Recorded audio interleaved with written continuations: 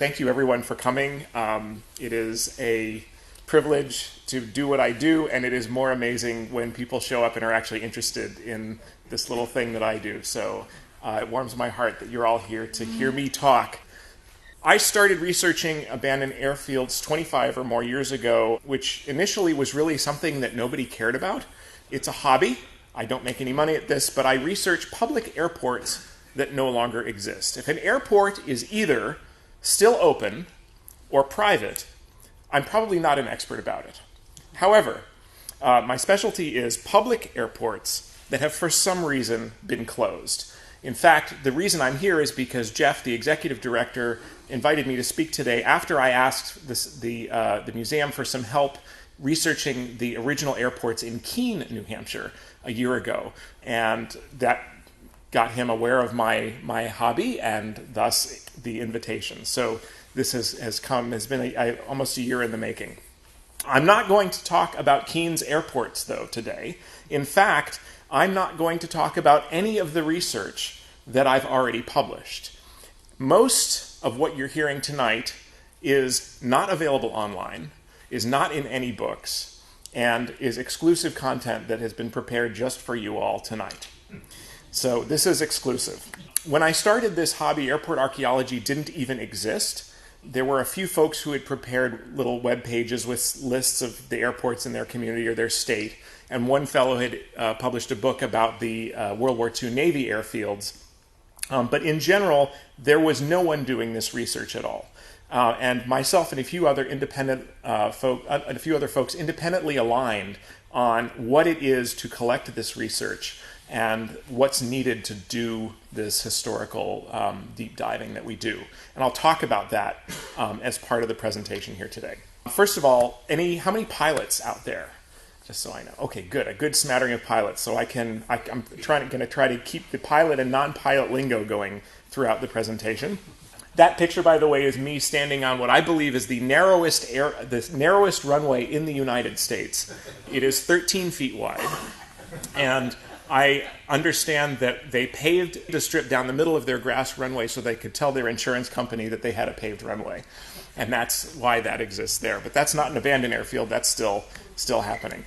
So our order of operations for tonight, I will begin with a bit about airport archaeology, what I do.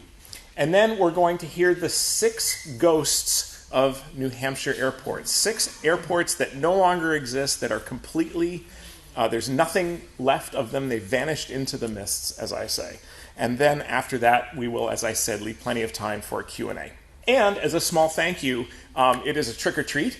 I found online in New Jersey, of all places, not made in China, a candy in the shape of airplanes. And so I'll have a trick-or-treat bin for you. Please grab one bag on your way out. So if you leave here with nothing, and no appreciation for abandoned airfields, at least you'll leave with some candy. So I figured that was good enough, right? So why old airports? Airports are a significant piece of community infrastructure.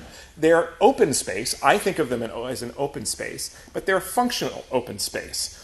They're also a gathering place for communities, both for the pilot community and for the community in general, which is why it's great to see airports that have open houses and kids' days and stuff like that. This museum is great for fostering aviation in the community, and that's a lot of what airports do by virtue of their existence. Today's 6 ghost airports that I'm going to present were all the scenes of stories, memories, and local history. And they're all gone, unfortunately. That's part of the message that I'll be delivering today. The benefits of airport archaeology are actually, it's great PR for keeping the airports that we have today, because you're reminding people that an airport, even though it's this huge thing, it's not something that is going to necessarily be there without community support, political support, all that good stuff. They can disappear, and many of them have. It's also, I have to admit, a fun hobby. It's great when you go on vacation to have things to go visit and have a partner who appreciates going to look at pieces of asphalt in the middle of open fields. That's an important part of the hobby, I must say. My research gets published in a very interesting number of places. Usually the mere fact that I'm looking for information on an airport from someone or some place inspires them to be aware of that airport and then that ends up with either a newsletter or a web page or something, some information about that airport that they may not have known about.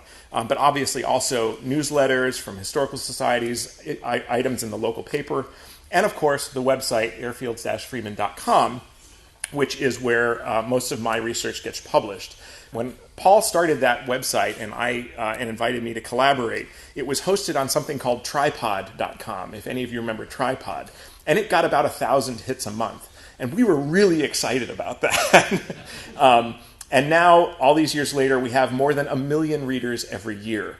And it's all funded by donations. So that is one of the primary places that my research does get published. As of today, we have cataloged 2,720 airfields in the United States that used to exist. That is a lot of research by a lot of people, not just me, that has gone into creating this database, which is now basically the authoritative database of closed airports in the United States.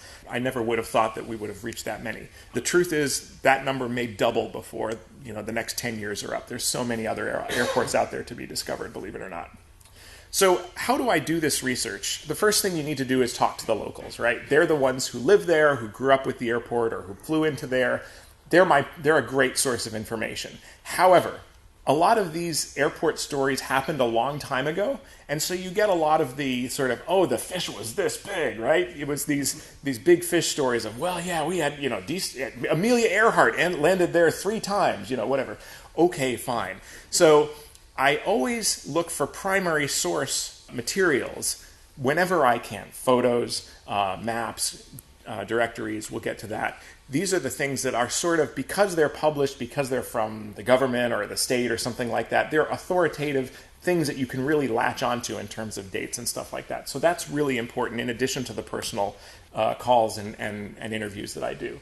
The internet obviously is amazing for this sort of thing. The NTSB accident database for anything after 1968 will always list the originating airport, so you can get some information there. Google Earth, for those of you who don't know, that has a history timeline at the top, which has a ton of aeronautical photography going back for decades, and also a site called historicaerials.com. I can't use their maps for publication for various financial reasons, but it's a great research tool, and everyone here can use that. It's a free tool that has also historic maps and aeronautical photographs going back decades to the 30s, actually. And obviously, historical newspaper and magazine searches are great because just like today, whenever an airplane crashed in the old days, it made the news, and so there was always, even airports opening used to make the news. So that's a great source of information as well. Airport directories are key. I have a total of 697 published airport directories in my library. They are all digitized and OCR'd. OCR stands for optical character recognition. That means that the text in those directories has been made into text that I can search on the computer. So I can actually type in and do searches through those without having to open every single one of them. When I started doing research, I started collecting these directories, and eventually it became very tedious to go through and say, I need a way to do this. Thank goodness for OCR technology. And some of the most interesting directories are the regional and state publications, like, for example, the state of New Hampshire has published 5 airport directories over the years. Those are always really interesting because they provide a little extra color, sometimes some additional information about the airfields that's not in the federal directories. So, but it's spotty. Some states never issued them, and they're not issued every year usually. So, but that's another wonderful source of information. The holy grail of airport directories. This was an exciting moment that happened back in 2008. There were rumors that this thing existed, and then it was declassified in 1998, and then a copy was discovered at Maxwell Air Force Base in Alabama in 2008. In 2020, 3 years ago, the Air Corps Library in the Midwest was donated a copy, and they've shared that with me. And it is the U.S. Army Air Force's predecessor to the Air Force, Airport Directory of the Continental United States. Why is this the holy grail of airport directories? It has a picture of the airport on every page, which is great. Now, this is World War II. So somebody during World War II went around, photographed every airport, published this directory with a photograph of every airport on every page, along with information about the airport. It is 3 volumes, and it is 3,432 pages. It is the largest airport directory ever published. And finally, we have a copy of it, and it is invaluable in terms of this type of research and has opened so many so many things in terms of the information that we had about these back in the 1940s. So just as an example of that, this is the page on Grenier Field, which is where we are today. And that's what the page from the AAF directory looks like for Manchester at the time. And those are actually the cross runway doesn't exist anymore, but those two other runways are the actual still the runway alignment that we have today. So it had already developed pretty well by 1942. Aeronautical charts are the other basic tool that I use. I have 10,000 in my library going back to 1918. There are plenty of different types of aeronautical charts. These are the ones that I find most useful. Obviously the sectional charts are the standard map that pilots use, but also there are state charts, and there were a lot of it's kind of 1950s and before, there were a lot of independent companies actually publishing maps of the airports in the United States. And then Jepson and Flight Guide took that over after about 1960, and they did a lot of, some of you may remember actually using, if you're pilots. After the talk, I'm going to do a show and tell. So stick around. On the table, I brought some materials. I have the 1937 Airport Directory of New Hampshire airports. I have a 1929 New Hampshire airport directory from Rand McNally called the Air Trails Map of New Hampshire. And I brought some World War II sectional charts of New Hampshire that you can take a look at as well afterwards. So come up afterwards for show and tell. How do I use sectional charts for the research? This is another little bit of technology that I do. There are two series of sectional charts that the government published over the years. The old series, as I call it, from 32 to 70, and the new series from 1970 to 2014. And what I do is I take the section of each of those charts that I want to look at. And because I have so many of them, I can basically create a flip book, like you used to do with animation. You'd go and you'd flip from one page to the other, and eventually it would sort of give you a picture of what was going on. What I do is on the computer, create that section of the chart, and then I do it from all the way from the 1930s to the latest, most recent chart that I have. And then I can go back and forth like a flip book and watch the airports appear and disappear on the sectional charts. And that's how that works. And I'm going to give you a demonstration of that. So you can see, for those of you who have never looked at a sectional chart before, here's a paved airport. Here's a seaplane base. Here's an unpaved airport, another seaplane base. So what I'm going to do now is switch to a movie showing you the sectional charts of New Hampshire, 1936 to 2014. Here's Lake Winnipesaukee. We're seeing 2 frames per second as the maps go by. Each frame is a different map. Here's one airport there. Oh, it's going to move. Oh, there's the seaplane base just appeared. There's another seaplane base, another seaplane base. Seaplane base there. Going now, it says the date there at the bottom. Okay, this airport just got paved. That airport was closed for a year, as you saw. Now the seaplane bases have gone away, some of them. Now we're in 1970. Okay, we got a private airport that turns public, then gets paved. There's a private airport. There's a new airport runs up there. Some private ones popped up over here. And that's how I do my research. By watching those airports come and go, that's the clue that, there's a new airport that popped up there. Or, that one closed at that particular time or for a particular time. And so this is what I can do now that I have a great database or library of charts. I can create this, literally a movie, showing the evolution of the airports as they come and go on the around this particular. In this case, I've sort of zoomed out to see most of southern New Hampshire. But if I'm looking at a particular area for a particular airport, I can just zoom right in, and then I can go back and forth through time and watch the airports come and go. So that's a lot of how I actually start my basic research. Back to our presentation. The number of New Hampshire airports over the years has varied quite a bit. In 1936, even during the Depression, there were 20 airports in the state of New Hampshire, which is actually fairly respectable. During World War II, most of the airports closed. Now, they weren't abandoned, they were just closed, because if you were within a certain number of miles of the coast, I think it was 60 or 90 miles for the coast, your airport, unless it was involved in active military training, had to shut down. So that's why you see only 9 airports being listed in New Hampshire. But after World War II, during the aviation boom, we went up to 32 airports in the state of New Hampshire in 1948. And then today we have 24. So let's go back in time now and check out 6 ghost airports from the past. Our first Well, first of all, the thing I love about airporting is you never know what kind of a story lies behind a simple airfield. And this is a great example of that.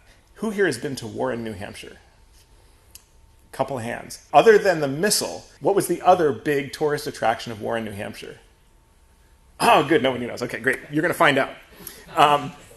So Morse Airfield in Warren, New Hampshire, opened in 1947. The owner, Philip Merrill Morse, was proprietor of the Morse Museum in Warren, New Hampshire. Now, this is a fairly good-sized turf runway, and it was around until 1976. There you can see a section of an airport directory of Morse Field. The Morse Museum was not started by Philip Morse. It was started by his dad, Ira Morse. And Ira Morse was a very interesting guy. This would definitely not be considered PC today. But Ira Morse made his fortune with a New England retail store chain and then started to travel around the world shooting animals, buying strange artifacts, and bringing them all back to the tiny town of Warren, New Hampshire. From 1928 to 1992, thousands of people visited the Morse Museum to view what he brought back from his escapades, including an 8-foot lioness, a huge bull giraffe weighing 3,500 pounds, skins from a hippo, an elephant, a wildebeest, a zebra, kudu, monkey, impala, spotted hyena, rhinoceros, and crocodile. There were 2 desiccated mummies, silver sandals belonging to a princess, a tea set made from ostrich eggs, and a model of the Taj Mahal temple. This was an eclectic museum. Ira's son, Philip, became a pilot and opened the airfield across from the family farm after World War II, and he flew from there for 30 years. Here are some pictures of the opening celebration of the airport.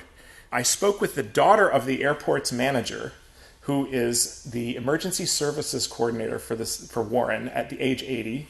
Go her. And she stated that people staying at the nearby Momahadan Lodge would land at this airport and get picked up by a chauffeur. I guess the Momahadan Lodge was a hoity-toity place to stay. And she said often there'd be 9 planes parked along the airstrip during the summertime. So it wasn't just the Morses that used the airstrip. It was used by, was a public airport that was used by the community. They also had a CB. For those of you who don't know it, that's a CB. It's a amphibious plane that can land on water as well. And I'm lucky to have interviewed both Brian and Phil Morse, the grandson and grandnephew of Phil Morse, researching tonight's presentation. There are a lot of stories that came from the CB and landing it in various places. We don't have time for all of those, but I'm going to show you one other movie, if I may. We're very, very lucky to have this. And I will pause for an airplane. How cool is it to be giving a presentation at a place where you can... Oops, I have to get out of this first. So Phil Morse very, very generously shared some of his 8mm family movies, which have been posted, some of them on Facebook, but these I've edited to just show scenes from the airport itself. So this is the only airport of which I have moving footage, which is still fairly cool. We're going to begin with an aerial tour of the town and then looking at the airport, and then we'll see some planes on the airport itself. There's no sound, unfortunately, but this is probably taken in the 1950s. There's the airport coming into frame just at the top. The farm is across on the other side of the street from the long runway there.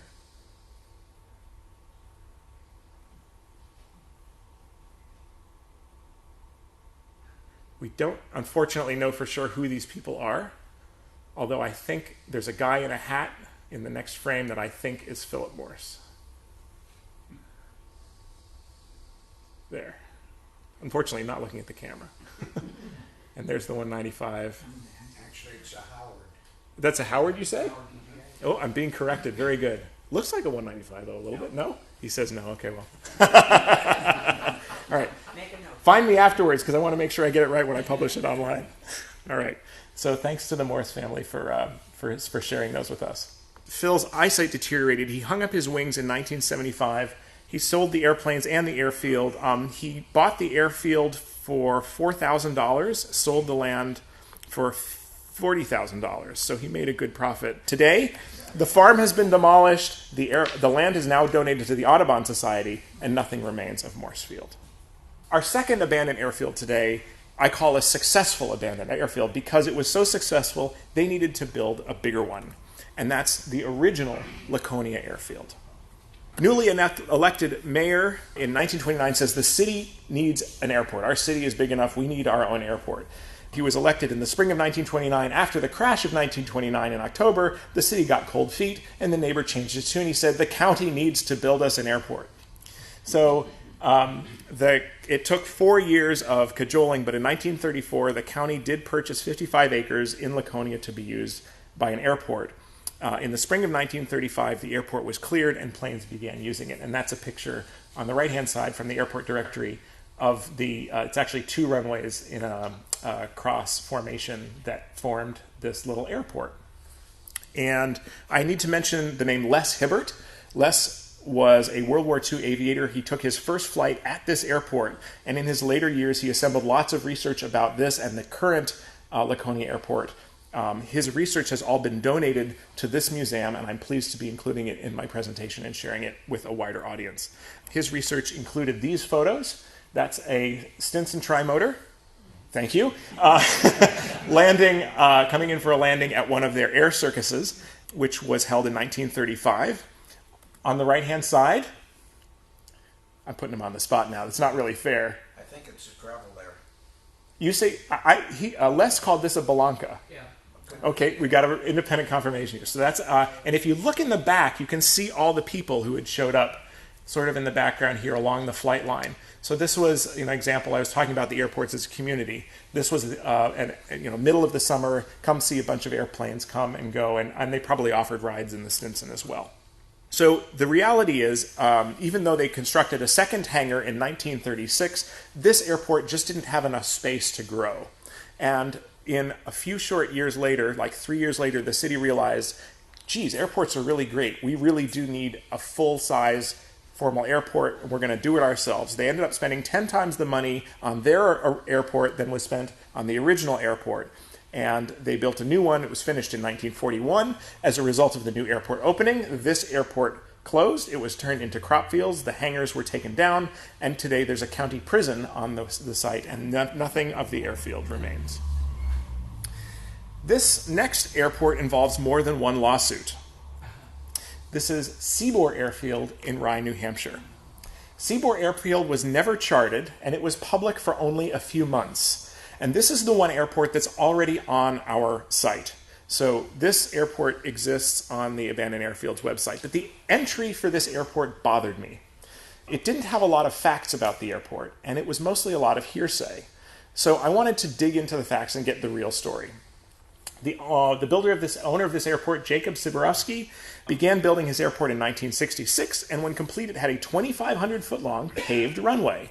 Remember this. He installed a 2,500-foot-long paved runway. This will become important later. The new airport quickly became popular, but it was doomed. 2 separate lawsuits that went all the way to the state Supreme Court put yellow X's on his runway. Now, before we get to the lawsuit, his grandson Mark, did Mark make it today? No, okay. I spoke with him. He admitted his granddad was quite a character. Jacob built a successful airport in Sterling, Massachusetts. He was the originator of the Sterling Airport, and that airport still exists today.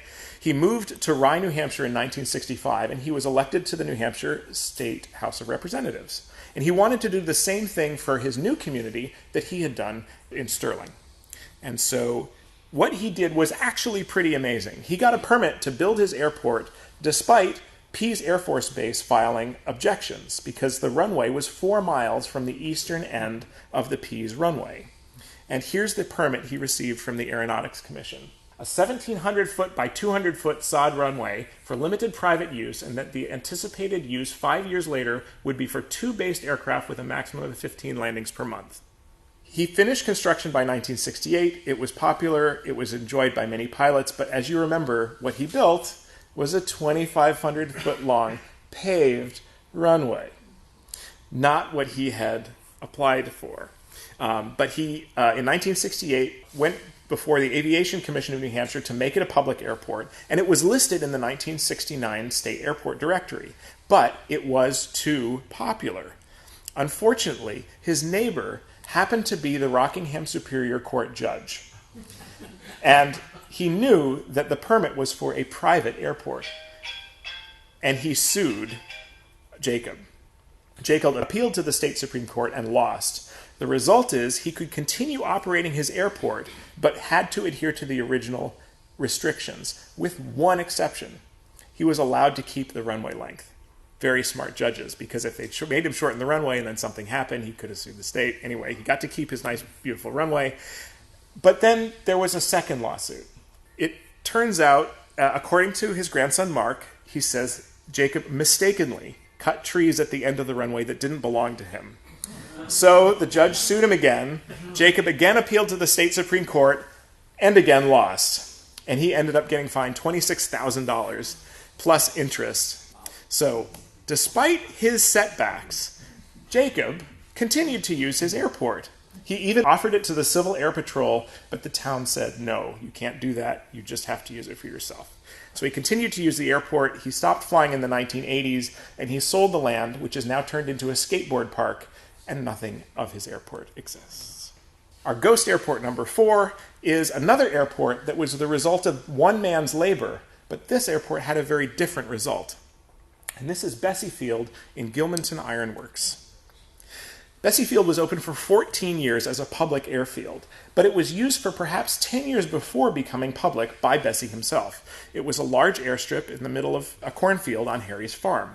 Harry's stepson, who I was privileged to speak with, told me he thinks the reason his stepdad made the field a public airport was because one day someone sputtered in for an emergency landing, and Harry wanted to make sure they knew they were welcome to land if they needed to. So Harry Bessie did the required work, and he made his airstrip a public airstrip, and he kept it open to the public. And the reason Harry Bessie is notable is because Harry Bessie was president of the Boston Stock Exchange. And for years, Harry Bessie would commute to work every day from this airstrip. Colonel Bessie, as he was known, served as a pilot in World War I and World War II. He found success in the financial sector after the Second War, fell in love with Gilmanton, New Hampshire, bought a farm, plowed himself an airstrip, and then flew his Tri-Pacer, seen in the picture there in front of his house. Later he bought a Cherokee, and he would climb, at the end of the day, he'd land after a full day's work, climb out of his plane in his suit and tie, change into overalls, tend to his sheep and other animals on the farm before sitting down to dinner. And that was his daily routine. Children who grew up in the community, according to the person who now owns his house, the children who grew up there in the 70s and 80s recall taking their first plane rides from the airport with the colonel. He served as the town moderator for an unprecedented 30 years. His stepson told me he continued to fly until his 80s. His stepson still owns the land, but the airfield departed us along with Harry. Our 5th ghost airfield could have been really great, except for its price tag. This is Lewis Field in Littleton, New Hampshire. Lewis Field was around for 10 years. It was a very healthy World War II airport, named Lewis after Lewis Hill nearby. It was run by New England Aero Associates, was a consortium of fellows who were pilots and who ran a very healthy FBO there on the field. This is actually really cool. This is a blueprint of Lewis Field in 1945, and this is showing the grading that was done of the opening to make sure that it was no more than whatever 1.5% from one end of the field to the other. And you can see there was a little house there. I don't know if you can see my pointer, but there was a little house here, and then there was a hangar that was built a little later. This is where they were going to put it. On this plan. It was built in 47. Anyway, it opened in 1945. It began life as a short 1,800-foot strip along the railroad track, and you can sort of see it here. They've just graded this one little area of the opening. Later, in the summer of 1947, the airport was closed and expanded to 2,200 feet. That whole area was graded. And in 1948, a hangar was built, plus a 2-story administration building. The operator had a 5-place Cessna and operated daily flights to Lebanon, Barrie, Burlington, or Montpelier. There was also a DC-3 that had service to New York City for $25 each way. Now, here's the reason this airport didn't make it. According to the town's annual report, the owners wanted to sell the airport to the town. And this would have changed the future for Lewis Airport, and it would probably exist today. However, the town formed a committee, and they had several meetings with the State Aeronautical Commission, but the owners wanted $50,000 for the open field, and the little town decided that was too much money. So they tried to find another place. The owner lost interest in running an airport. He sold the land to Carroll Concrete, who own it today, but they took down the hangar, the building, and the airport has disappeared. Number 6, there are no shortage of photos of float planes or seaplanes, I'm going to use the term interchangeably if you don't mind, on Lake Winnipesaukee. But let's focus on the seaplane base aspect of things instead of the seaplane aspect of things. And we're going to look at the Weirs Seaplane Base in Weirs Beach, New Hampshire. When did it open? Well, that's complicated because we have photos of planes at the Weirs docks as early as 1912. But the actual establishment of a seaplane base didn't begin until 100 years ago when Robert Fogg from Concord started offering biplane rides in the summer of 1923.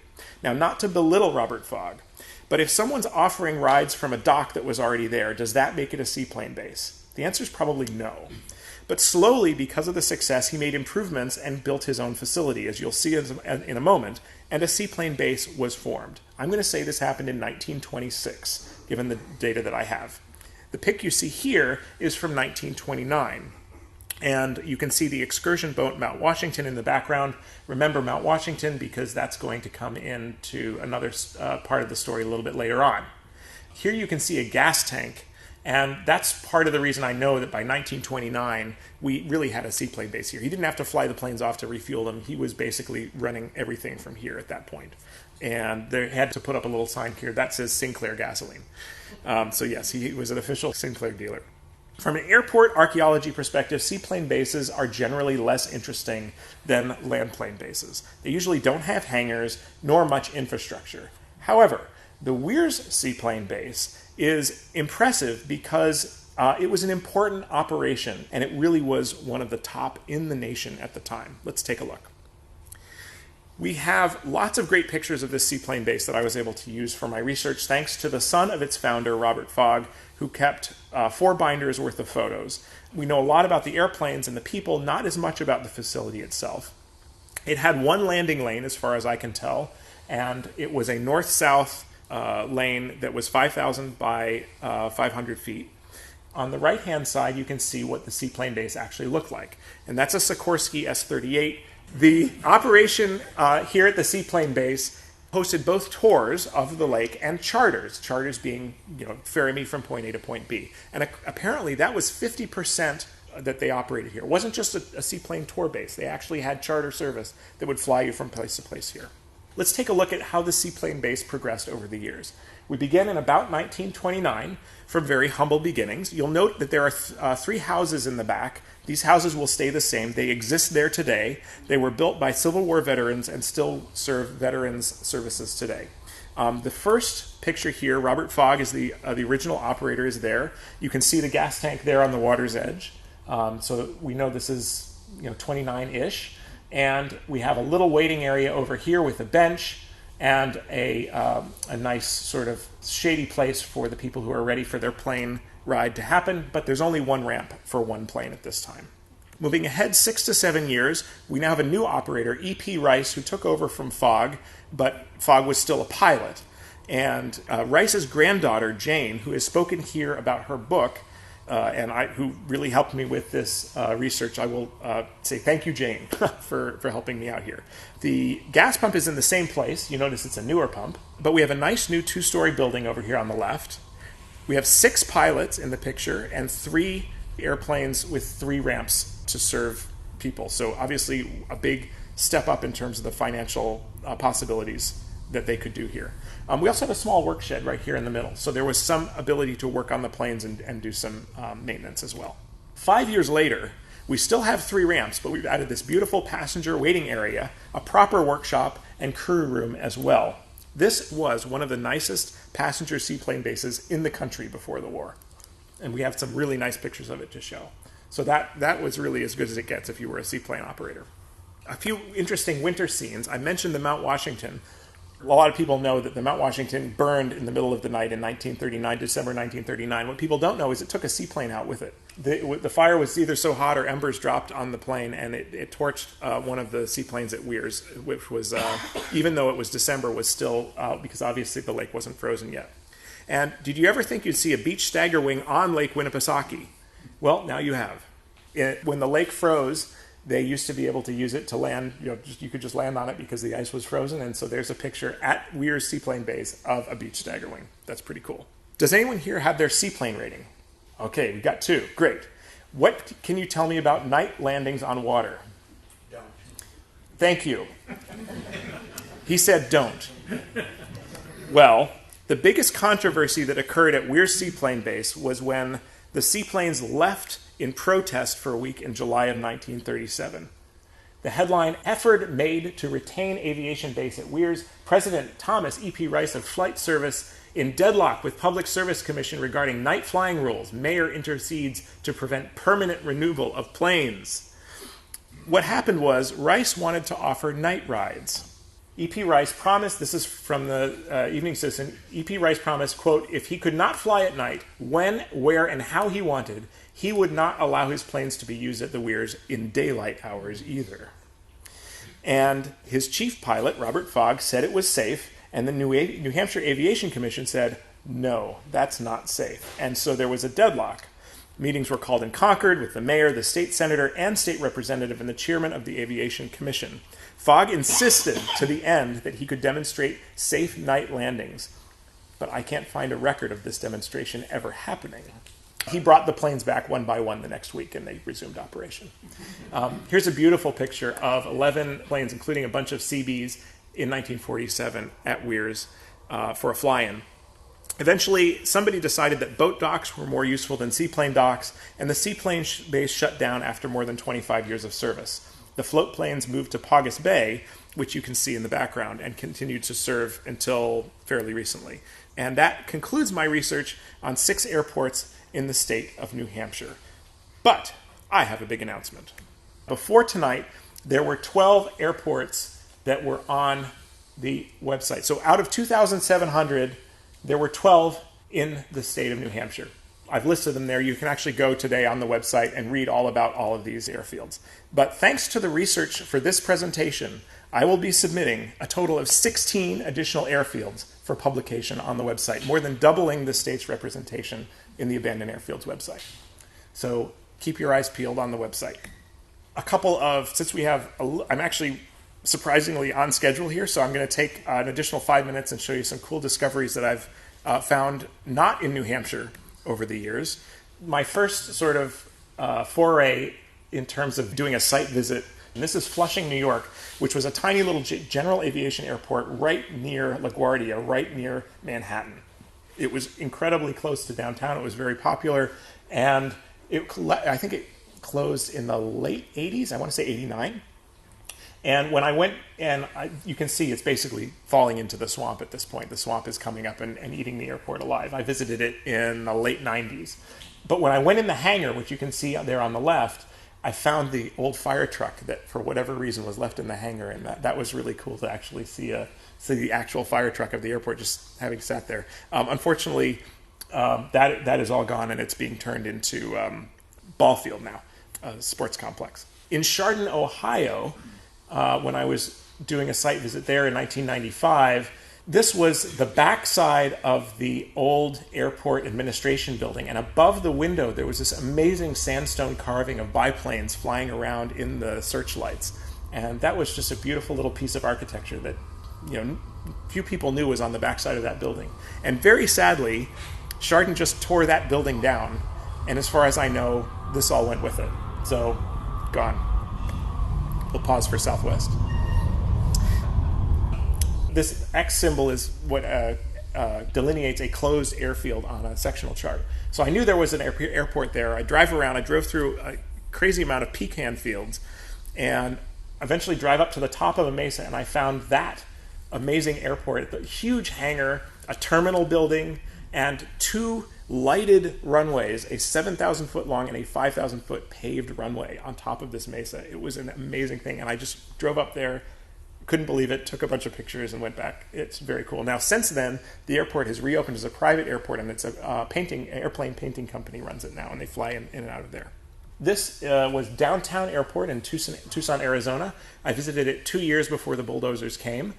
there was a hangar, and then the red thing in the front was the fueling area. And I opened up the thing, and the fuel hoses were still in there. I don't know if there was fuel.